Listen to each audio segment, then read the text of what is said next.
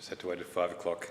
Good evening, ladies and gentlemen. Before we begin the council meeting, I just wanted to check our councillors appearing online. Councillor Stevens is online. Councillor Stevens, can you see and hear me? Yes, Mayor, I can see you and hear you. Terrific, thank you. Members of the public gallery should note that council records and publishes council meetings via YouTube to enhance the accessibility of council meetings to the broader Wellington community. These readings are also published and archived on council's website for viewing by the public. Recordings may be used for publicity or information purposes. Members of the public in attendance at the council meeting who wish to communicate with the council regarding an agenda item or any other matter should advise the Mayor, ideally prior to the meeting starting, to ensure their submission can be called at the appropriate time during the meeting. With gallery visitors, councillors and invited online attendees, please ensure that mobile phones and other electronics are turned off or in silent mode for the duration of the meeting. We acknowledge that our offices are located on the traditional lands of the Gunai-Kurnai Nation and pay our respects to elders past and present, and acknowledge their ongoing cultural and spiritual connections to land and waters. Apologies, we have none. Any declarations of conflict of interest? We have none. The minutes of the previous council meeting have been circulated. Councillor Fote, you moving that? Thank you. I move that Council adopt the minutes and resolutions of the ordinary council meeting of the 1st of April 2025. Thank you. Seconded, Councillor Wells. Is that motion opposed? Motion not being opposed, it's carried. Do you wish to say anything? No. Thank you. No business arising from previous meetings. We have no late or urgent items, councillors? Sorry, there's a double negative. Do we have any late or urgent items, councillors? Any notices of motion? We've received none. Petitions and joint letters. We have the community interest in sealing the beach at Manns Road, the road at Manns Beach. And I might start again. That'll come back to the next meeting. Wait 2 meetings. We move then on to invited addresses, presentations or acknowledgements. Do we have any of those, councillors? Thank you. Councillor Fote. Yes, I have one. So on Tuesday, 8th of April, we had our first community conversation day, and it began with a visit to Seaspray, where Sam King, the acting manager for municipal services, Barry Curtin, mosquito monitor, and the dedicated team explained the process for the identification of 2 specific breeds to the management and control of mosquitoes in Seaspray. Now, their hard work has made a significant difference to the comfort and health of the Seaspray community, especially during the warmer months. After that, we attended a volunteer thank you morning tea put on and presented at the Sale Golf Club. Now, it was a great opportunity to come together and celebrate the invaluable contributions of the volunteers that were there that day. But we are incredibly fortunate to have dedicated volunteers supporting our community in so many ways across the entire Shire. So while the event was a chance to recognise some of these efforts in person, we take this moment to just thank all of our volunteers for the outstanding work they do every day. Their time, energy and commitment makes a real difference. After that, we had a visit to the Aqua Energy to check on the redevelopment project and how it is progressing. Now, the newly launched 24-hour gym has quickly grown in popularity, especially among shift workers and early risers who appreciate the flexibility in the hours that it offers. The new wellness centre has been a fantastic addition, and I personally enjoyed taking a moment to relax in the massage chair. It's a great touch that adds to the holistic wellbeing focus of the facility. I'd suggest you get and try it out. After that, looking ahead, the construction of the new Aqua Energy pool area presents an exciting opportunity to create a vibrant and inclusive community space. So the plans include the modern water park, the dedicated toilet facilities for both public and school groups to ensure privacy and ease of access, flexible function area that can be used for children's birthday parties and community events. Now, all these additions will enhance the facility but make it a great destination for family and residents of all ages. So our first community conversation day and just exploring everything in a couple of our elements in our Shire was actually a really enjoyable and successful day. So thank you. Yeah, thank you, Councillor Fote. I must say the mosquito monitors were rather interesting, where they actually are interested in 2 particular mosquito breeds out of multiple, and they're the ones that carry the diseases they're most concerned with. Again, to reinforce the fact that the mosquitoes are not controlled or monitored to get rid of mosquitoes out of the environment. It's actually about stopping the transmission of some serious disease through our communities. And the way they actually do that, where they capture the mosquitoes in the hundreds and package them up and send them off to be analysed at La Trobe University, was quite extraordinary. And what some people don't realise is that they're not actually eradicating the mosquitoes as such, but actually targeting the larvae before they become the mosquitoes. So that's what many people don't realise, is that's the process. So they're not there harming anything else. Everything they use is actually eco-friendly, but it is there to actually target the larvae. Yeah, terrific. Thanks, Councillor Fote. Any other invited addresses, presentations? Thank you, Councillor Bannerman. Thank you, Mayor. I'm going to have to stand up for this one because I've got some rather large items to deal with, quite physically. So you'll be aware, Mayor, that quite recently Wellington Shire provided quite significant support to the Australian Army in the exercise Aris Flash 2025 in the scope of communicating with the community about what was going to happen and to not be alarmed when we saw decked up army dudes running around with guns in the streets, and helping to facilitate that exercise to go smoothly and be well received by the community. So in honour and thanks of Shire's support for that exercise, we have received 2 commemorative pieces of artwork, one from the 5th and 6th Battalion from the Royal Victorian Regiment, and the second one from Brigadier McCormack, who wishes to express that she acknowledges and thanks you, the Shire, for your support to the 4th Brigade, the Australian Army and the nation. So I wish to formally present those to you, Mr Mayor. Thank you. Thank you.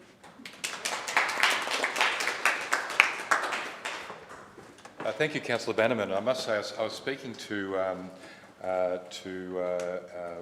Brigadier Commander McCormack, to get her right title, and she was so grateful to not just council but the community for the way that they were supported through the whole process. In terms of council's involvement, interestingly enough, not being not in war at the moment in Australia, they actually had to get permission to run the Bushmasters on certain roads because of the weight of them. So those permissions and need to be facilitated in the first instance by council. So really appreciative of many of the areas, like the allowing of Bushmasters on some of the smaller roads, were facilitated quickly. But they spoke very highly about the community support when they came through. They didn't feel like that people were intruding. In fact, I think it's because we are a defence town with the RAF presence here for so long that people actually are generally positive about having defence people around and grateful for the work they do. So I actually said a couple of words at their final gathering, their final muster at the RAF base on the Sunday, and thanked all the soldiers there, who many were reservists, and just thank them for their service to the community, because we all live in a safer place based on people like those people putting their hand up and saying they're prepared to defend us. It was pretty cool getting in one of the Bushmasters, though, which are made in Victoria, and seeing the technical information around them, seeing the Cummins diesel engines in them. They're big trucks. You certainly wouldn't want to be parking at the Safeway. But they were appreciative, and as I say, they were very appreciative of the community. They did say there were plenty of areas that they'd struggled getting the support, but they were thrilled with the way the community supported them here. So thank you for those, Councillor Bannerman. Any other invited addresses, presentations or acknowledgements? I don't believe we have any questions on notice. So then we move to the Mayor and Councillors report. Thank you, Deputy Mayor. Thank you, Mayor. I move that the Mayor and Councillors' report be noted for March 2025. Seconded, Councillor Fote. Is that motion opposed? The motion not being opposed, it's carried. Do you want to say some words there? Yes, Thank you. please. Thank you. Before I give a quick summary of the report, I would just like to note that the Seed Community Garden meeting I did not attend. That was on the 29th. Thank you, Councillor Folk. Great, 29th of March. That meeting was postponed. Another busy month for councillors and the Mayor. Highlights, I think, from the month, from my point of view, were the Rotary International Women's Day event. That was a highlight because there was so many of us there.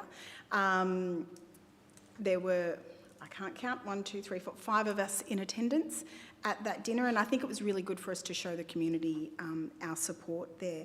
I also note that Councillor Taddison attended the SEAT's executive meeting and the Mayor attended the Victorian Convention of Councillors.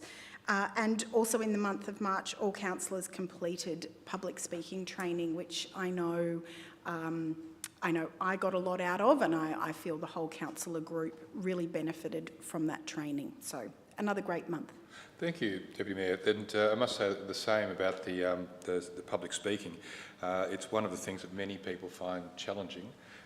And in the role as councillor, you do have plenty of times where you need to stand up and speak in front of people. The program that was put on to bring people through those sort of skill sets, I think was top class. And to see people actually standing up and did really well. Any other delegates' reports? Oh, sorry. We're on to delegates' reports now. Thank you. Thank you, Mayor. So yes, I have a delegates report from the Star of the Sea Community Advisory Group, of which Wellington Shire maintains a position. It's a group that gets together every couple of months to ask the hard questions of the Star of the South project. Some people may be familiar with it under the name of Southerly 10. At this stage, I can update Council that the Star of the South have completed a wide range of environmental impact assessments, that they are going through processes of putting those impact statements to the federal and state government for appropriate approvals, and are currently hoping that a planning approval permit may be made available mid next year. Thank you. Thank you. Thank you, Councillor Madley. Sorry, thank you, Mayor. Just a quick update from the Gippsland Climate Change Network, of which I'm the council representative on that group. So they've just published their autumn newsletter, which highlights some of the activities that are taking place in and around our region. The Wellington Sustainability Expo was held at the Seed Community Gardens in Nakumbaluk in March. This event was very well attended and allowed community members to access a number of different groups, such as Gippsland Water, various offshore wind companies, Bug Blitz, and many others. There were numerous workshops from composting and sustainable practices. I attended that event. It was a great day, really well attended, beautiful weather, and it was just a really nice way to utilise that space, and a great community event. The Renewable Energy Demonstration Trailer has also been active, which has been visiting schools and events. The Power Pops program continues to engage the younger generation through immersive VR experiences. And they are also hosting the Democracy Co project, which is empowering coastal communities in the offshore wind transition. Another event that happened just last week was the sod turning at the Fulham Solar and Battery Project. The Mayor and I attended this event, which celebrated the beginning of this project, or shouldn't say the beginning, it's been in the works for, I think, over 2 years, they will tell us, but the beginning of the building phase of this project. So this project is it's a $300 million investment that is happening right here in the Wellington Shire. So that was a very exciting day for the team. Planning for the Gippsland New Energy Conference in September is in full swing, and that's highlighted by GCCN's partnership with the Australian Centre for Offshore Wind at Federation University Gippsland campus. So for more information on any of these projects or events that are coming up, you can check out the GCCN website. Thank you. Thank you, Deputy Mayor. And given there are 2 electricians on council, I thought I'd mention one of the most exciting parts about the solar farm is the fact that it's actually a hybrid model. It has battery and solar panels in the one location, which allows them to do what's called DC coupling, rather than there's inefficiencies with connecting the panels to the grid and then the battery to the grid. So in this circumstance, they run the panels, the solar panels through the battery and then out to the grid. So it's a lot more efficient outcome, but they had to go through so many steps to get the regulatory step change because it's going to be very different in terms of what the outcomes are for those managing the grid.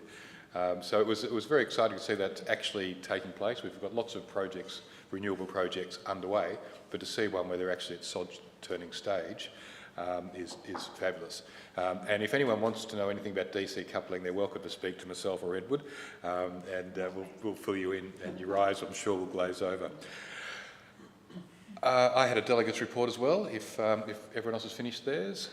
Just a quick one about the, out at the RAF base, we had the Officer Training School graduation of the first initial officer course for 2025, but given it was the 75th anniversary of the Officer Training School, they actually had the reviewing officer was Air Marshal Leon Phillips, who's the Chief of Guided Weapons and Explosive Ordnance. It was quite a significant event with lots of great flyovers. We've had the Officer Training School here since 2007. Prior to that, it was at Point Cook, and initially started at Lake Macquarie, New South Wales. Seeing roughly about 60 graduates there and many others presenting themselves, it made you realise just what a significant part of our community the Officer Training School is. So it's been here now for 18 years. It doesn't seem that long ago that they first opened up, but there's already talk of other elements of RAF coming in and joining us here. So we look forward to the continued expansion of RAF Base East Sale. Move then on to the CEO's Chief Executive Officer's report. Councillor Ripper. Thank you, Mayor. I'd like to move that the Chief Executive Officer's report be received for March 2025. Seconded, Councillor Madeley. Is that motion opposed? The motion not being opposed, it's carried. Thank you, Councillor Ripper. Thanks, Mayor. The CEO attended about 34 activities, and during that time, is a very busy CEO. He attended 6 meetings on one day. And he attended local government professional CEO session, Operation Sandon CEO Employment Online, attended Gender Equality Committee meeting in Sale, meeting with the Inspector of Police Sale, Mel McClellan, meeting with Beth Lilly, Department of Transport in Sale, presented one Gippsland presentation to the Baw Baw Shire Council, presented one, attended local government professional CEO session. I think I've been through that. Yes. Oh, that's it. I'm repeating Excellent. myself, just in case you didn't hear. Just repeated myself. Thank you, Mayor. Thanks, Councillor Ripper. We move then on to 12.2, the Council Performance Report for March 2025. Thanks, Ed. Councillor Lowe. I move that the Council receive and note the March 25 Council Performance Report as attached. Councillor Tatterson, seconded. Is that motion opposed? The motion not being opposed, it's carried. Thank you, Councillor Lowe. The March 2025 Council Performance Report comprises an overview of Council finances. This includes an income statement, balance sheet with commentary regarding any major variances, information on cash balances, the level of rates outstanding, and a progress updates on Council Capital Works programs. Terrific. Thank you, Councillor Lowe. We move on to the Assembly of Councillors report. Do we have a motion there?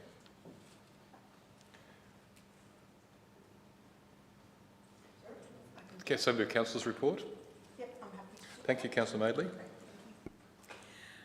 I move that council note and receive the attached Assembly of Councillor records for the period 24th of March 2025 to 6th of April 2025.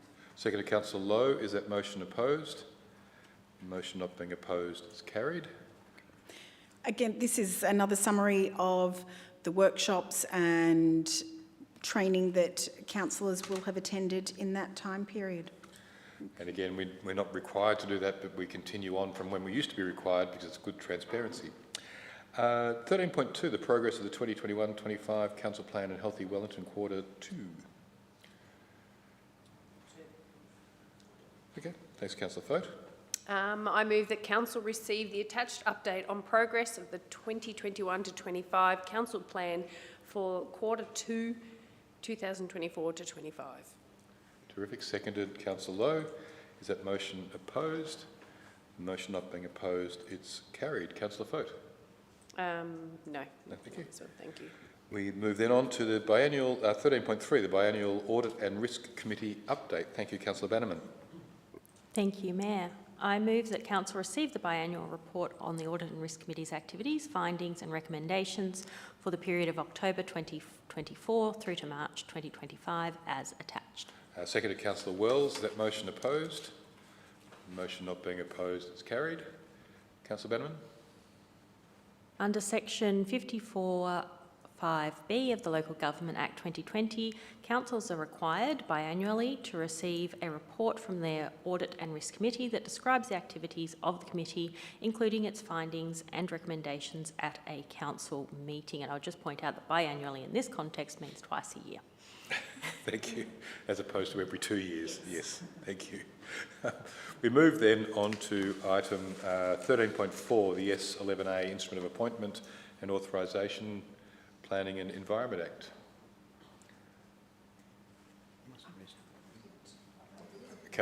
Councillor Madeley. Councillor Lowe. I move that the council appoint and authorise the council officers referred to in the attached instrument titled S11A Instrument of Appointment and Authorisation, Planning and Environment Act 1987. 2, that the instrument comes into force immediately upon being signed by the council chief executive officer and remains in force until the council determines to vary or revoke the instrument. 3, that the council revoke the previous S11A Instrument of Appointment and Authorisation, Planning and Environmental Act 1987, made by resolution of council on the 18th of March 2025. Seconded, councillor Fote. Is that motion opposed? Motion not being opposed is carried. Did you wish to speak to that, councillor Lowe? Yes, quickly.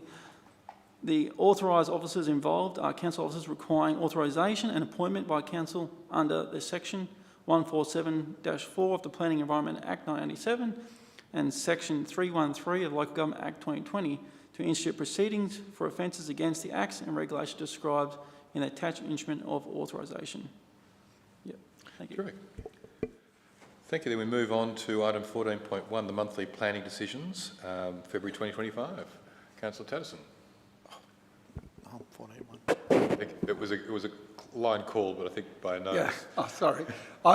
Thanks, Mayor. I move that council note the report on recent planning permit trends and planning application determinations between 1 February and 28 February 2025. Seconded, councillor Wells. Thank you. Is that motion opposed? Motion not being opposed is carried. Councillor Tatterson. Thanks, Mayor. I note that the attached list includes 35 planning permit approvals and they're across the breadth of the Shire. So well done to everyone on continuing to develop within the Wellington Shire. Thank you. 14.2, councillors, the Quarterly Strategic Land Use Planning Update Report, first quarter 2025. Councillor Tatterson. Thanks. I move that council receive the first quarterly update, January to March 2025, on the Strategic Land Use Planning Work Program included in attachment 14.2.1, current strategic planning work. Seconded, councillor Madeley. Is that motion opposed? Motion not being opposed is carried. Councillor Tatterson. Thanks, Mayor. Note that the strategic land use planning work and council strategic Land Use Planning Projects Review Group meet regularly to discuss the works program. A number of the key works, the report's attached, but I'll certainly highlight a couple of things. The West Sale Warwick Industrial Precincts, the MAFRA Structure Plan, further works on that, the Renewable Readiness Impact Study, and most recent, the Stratford Structure Plan, which is currently going through the community engagement phase. So for the people of Stratford who want to have input into to guide the future growth of their town, the opportunity is now to direct what may happen for the next 20 odd years within that town. So congratulations on our strategic planning team for the work that they're undertaking. Thanks, Councillor Tatterson. We move on to the Place Names Committee meeting, the March 2025 minutes. Councillor Foat. I move that 1, Council receive and note the minutes of the Place Names Committee meeting held on 11th of March 2025, and 2, the Remember a Local, Name a Place in Victoria campaign received the following names for inclusion on the approved names register, and apologies for any incorrect pronunciation. So the Rachel, in recognition of Graham Rachel, a former mayor in the City of Sale. Both Minnie and Eason, in recognition of Minnie Eason, a former resident of the Rosedale area. And 3, to support an aeronautical theme that the names Newen, Gundawara, Wirraway, de Havilland, Provost, Oxford, Mustang, Wingill, Dakota be approved for use in the subdivision located at 216 Longford Locksport Road, Longford. And 4, the names Presney, Slater, Raheny, Gordian and Hanratty be approved for use in subdivision PS 921672 at Princess Highway Sale. And lastly, the names Ronke, Treasure, Monarch, Peafowl or Peacock and Archibald be approved for use in Cabanes or Drayton Park Estates sales subject to Geographic Names Victoria approval. Thank you. Seconded, Councillor Maidley. Is that motion opposed? Motion not being opposed is carried. Councillor Foat. So the Place Names Committee is an advisory committee of which I am a part of, that the council that meets quarterly to make recommendations to council on geographical place names and issues, as was outlined in the recommendations there. One other thing I just wanted to make note on was Councillor Tatterson had recently mentioned he'd received requests to rename the Sale Oval as the Scott Pendlebury Oval. Now, while the committee appreciates the sentiment behind the proposal and fully acknowledges Scott Pendlebury's outstanding achievements throughout his sporting career, the request could not be supported. Now, this is due to non-compliance with the naming rules for Victoria, in places in Victoria, Principle 1, which states that commemorative naming of places requires the person to be deceased. So, as such, the item has been closed. And being a Collingwood supporter, long may he live. Acting CEO, do we have any further gallery or online comments? None, Mayor. Well, then I move for a motion to move into closed session for purposes Yes. of leave. Thank you, Thank you, Councillor Mayor. Stevens. Yes, I Yeah, can. I just wanted to prove that I'm still here and still awake. So I'll move that the meeting be closed to the public pursuant to section 66(2) of the Local Government Act 2020 to consider matters under section 66, subsection 5, subparagraph B, as defined by section 3.1, being personnel information. Thank you. Seconded, Or personal information, I should say. Seconded, Councillor Wells. Is there any opposition to that motion? The motion not being opposed, it's carried. So we move into closed session. Thank you to the gallery visitors.